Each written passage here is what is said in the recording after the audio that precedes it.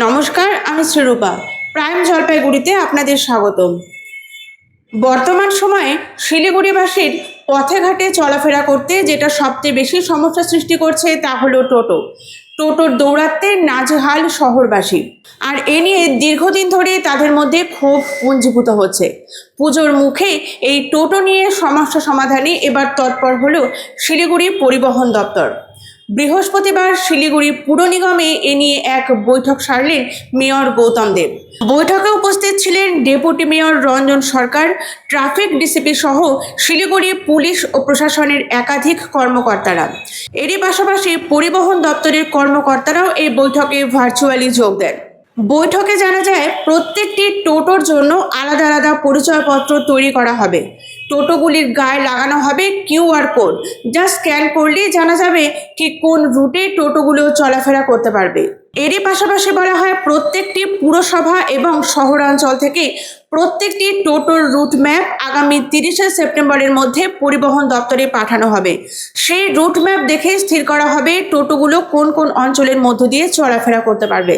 Mayor Gautam দেব জানান, ইতিমধ্যেই পুলিশের সহায়তায় 85টি রুটম্যাপ তৈরি করা হয়ে গেছে এবং তা পরিবহন দপ্তরে ইতিমধ্যে পাঠানো হয়ে গেছে। এরই পাশাপাশি তিনি জানান, এই মুহূর্তে শিলিগুড়ি শহরে প্রায় 5000 বৈধ টোটো রয়েছে। এর পাশাপাশি অবৈধ টোটো রয়েছে প্রচুর পরিমাণে। তবে এই বৈধ টোটোগুলি শেষ পর্যন্ত শিলিগুড়ির রাজপথে চলাফেরা করতে পারবে। রাজ্য পরিবহন দপ্তরের থেকে বলা হয়েছে, আগামী 30শে সেপ্টেম্বর থেকে 90 দিনের মধ্যে টোটো চালকদের অনলাইনে রেজিস্ট্রেশন করতে হবে। যারা সেই উক্ত সময়ের মধ্যে তাদের বৈধ নথিপত্র জমা করতে পারবেন, তারাই কেবল টোটো চালানোর ছাড়পত্র পাবেন।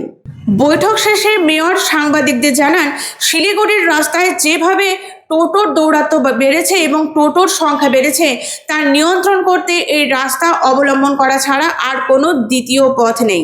তাই রেজিস্ট্রেশন করে এবং সময়সীমা বেঁধে তিনি চাইছেন টোটো চলাচলের লাগাম টানতে, যাতে শিলিগুড়িবাসী নিশ্চিন্তে পথে চলাফেরা করতে পারেন।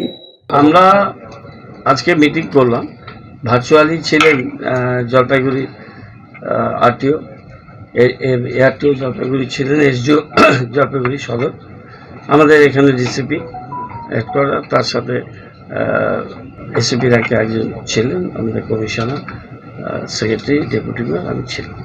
এখানে গভর্নমেন্টের একটা গাইডলাইন এসছে টোটোর ব্যাপারে এবং টোটোর রেজিস্ট্রেশন, রুট রেশনালাইজেশন ইত্যাদি ইত্যাদি ব্যাপার।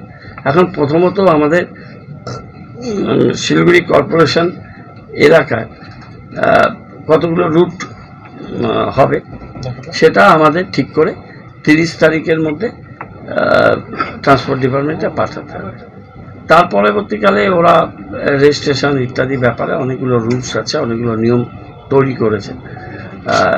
সেই গাইডলাইন অনুযায়ী, আগে গাইডলাইন ছিল না আমাদের এখানে, আমরা একটা লোকাল গাইডলাইন করেছিলাম, তার সাথে অনেকটা মিল আছে এটা, কিন্তু ওরা একটা ফাইনালি ফুলপ্রুফ একটা অ্যারেঞ্জমেন্ট তৈরি করেছে। সেটার অনুযায়ী প্রথমত বলা হয়েছে যে রুট রেশনালাইজ করতে হবে 30 তারিখের মধ্যে সেপ্টেম্বরে, এবং তার পরবর্তীকালে ওরা রেজিস্ট্রেশনের ব্যাপারে পদক্ষেপ নেবে তাদের। এগুলো সবই অনলাইন হবে, অনলাইন সিস্টেম অ্যাপ ডেভেলপ করা হয়েছে, সেখানে terms condition methodology one window সিস্টেমে বলে দেওয়া হবে, সেখান থেকে করবে। কারো অসুবিধা হলে, বুঝতে অসুবিধা হলে আরটিও অফিসে গেলে তারা হেল্প ডেস্ক থাকবে, সেখান থেকে তারা সেটা পেয়ে যাবে। আজকে তার প্রস অ্যান্ড কর্নার নিয়ে আমাদের আজকে মিটিং হলো, আমরা অনেক ইনডেপথ আলোচনা করেছি।